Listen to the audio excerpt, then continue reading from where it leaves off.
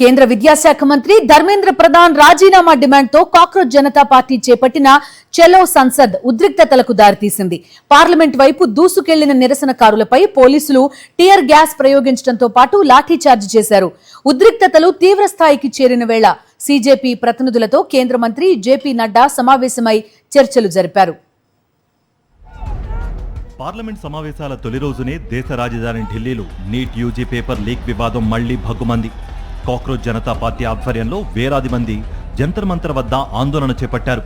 Parliament ముట్టడికి ర్యాలీగా వెళ్లేందుకు నిరసనకారులు ప్రయత్నించగా పోలీసులు బ్యారికేడ్లు ఏర్పాటు చేసి అడ్డుకున్నారు. దీంతో ఇరు వర్గాల మధ్య తోపులాట చోటు చేసుకుంది.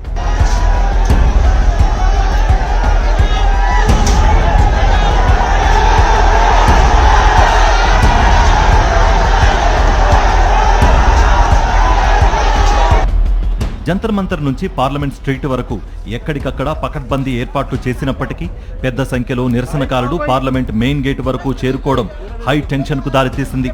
ఆందోళనకారులను చెదరగొట్టేందుకు పోలీసులు లాఠీ చార్జ్ చేశారు. బాష్పవాయువు గోళాలను ప్రయోగించారు. పార్లమెంట్ గేట్లు మూసివేసి సీజేపీ కార్యకర్తలను అడ్డుకున్నారు భద్రతా సిబ్బంది.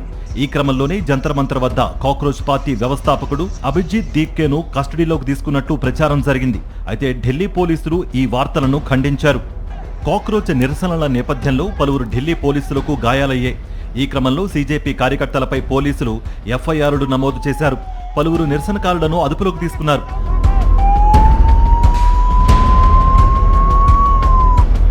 ఆందోళనలు తారస్థాయికి చేరిన నేపథ్యంలో నిరసనకారులను కేంద్రం చర్చలకు ఆహ్వానించింది.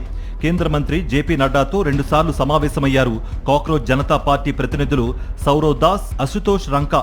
తమ డిమాండ్లతో కూడిన వినతి పత్రాన్ని అందజేశారు. ధర్మేంద్ర ప్రధాన్ రాజీనామా చేసే వరకు తమ ఉద్యమం ఆగదని స్పష్టం చేశారు. అటు సమావేశం సానుకూల వాతావరణంలో జరిగిందని జేపీ నడ్డా తెలిపారు. నిరసనకారుల విజ్ఞప్తిని సంబంధిత స్థాయిలో చర్చిస్తామని పేర్కొంటూ శాంతి భద్రతల దృష్ట్యా ఆందోళనను విరమించాలని కోరారు.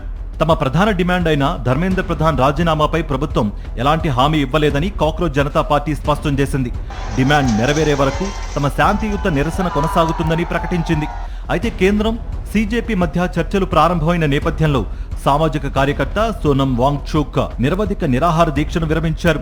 విద్యా వ్యవస్థలో లోపాలు, పేపర్ లీక్స్ కు నిరసనగా 23 రోజుల పాటు ఆయన దీక్ష కొనసాగించారు. మరిన్ని అప్డేట్స్ కోసం ఛానల్ ను సబ్స్క్రైబ్ చేయండి. నోటిఫికేషన్స్ కోసం బెల్ ఐకాన్ పై క్లిక్ చేయండి.